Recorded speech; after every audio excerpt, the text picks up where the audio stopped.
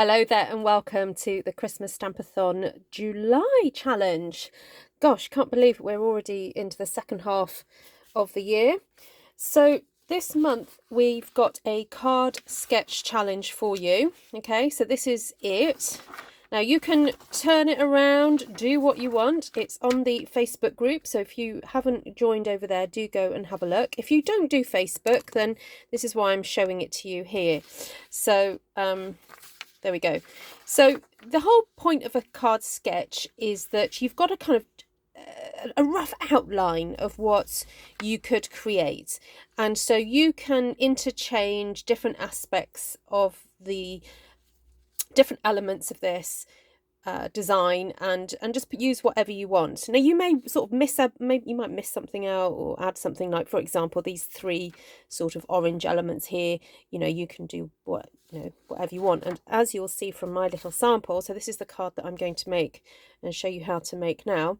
I've just got kind of like two elements really. I've got the wording there, and I've got wording there, so that's okay though. Right, so on with what I'm going to be making. So the whole point of the Christmas Stampathon is to help you get going with your Christmas makes, and so that you don't, not rushing all towards the end.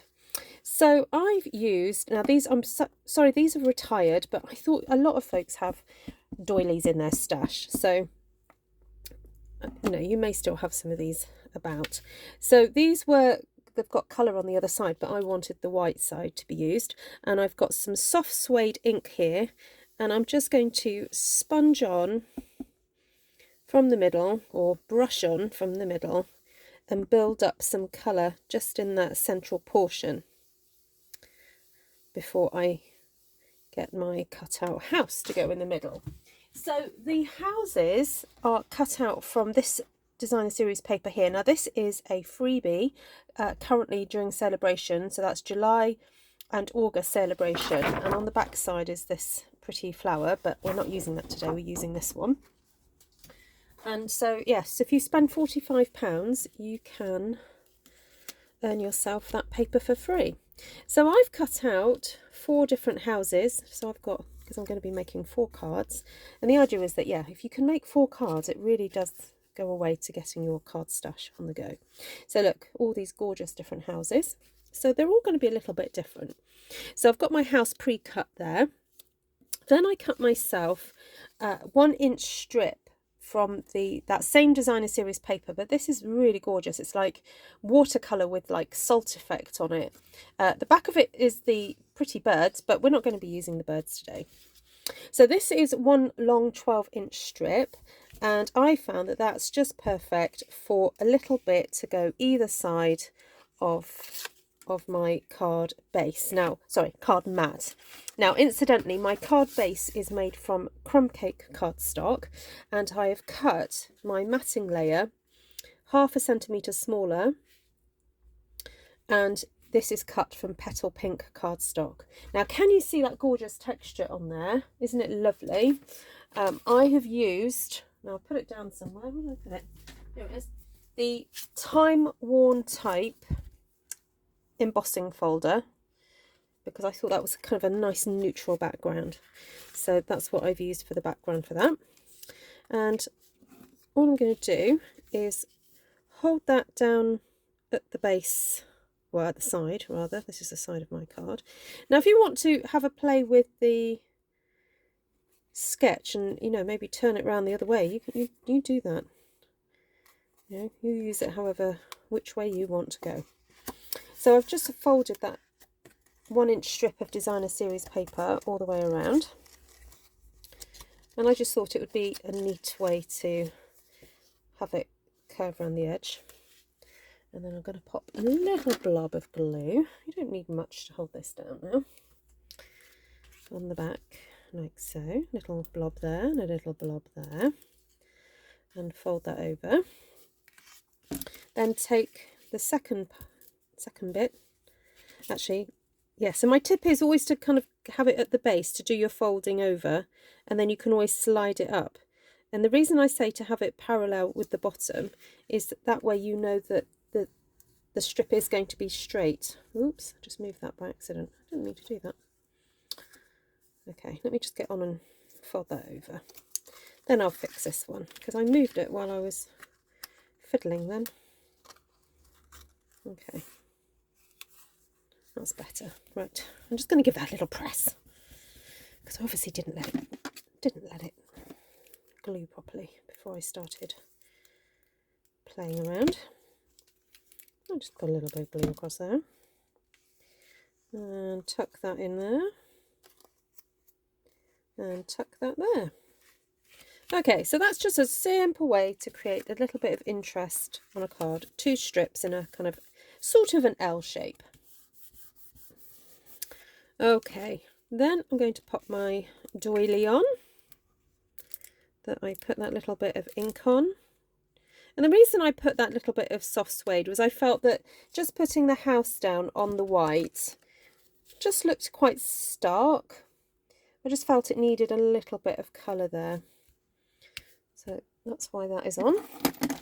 And I'm going to be using dimensionals to pop the house on, because I just wanted it to be a little bit more interesting. A little bit of dimension there. Now, depending which house you've used, you may need to use 4 or 5 or just 3 dimensionals. It all depends which house. There's a kind of like collection of different ones that you can use. So if you take part in this month's challenge, please do head over to the Facebook group. The link will be in the description.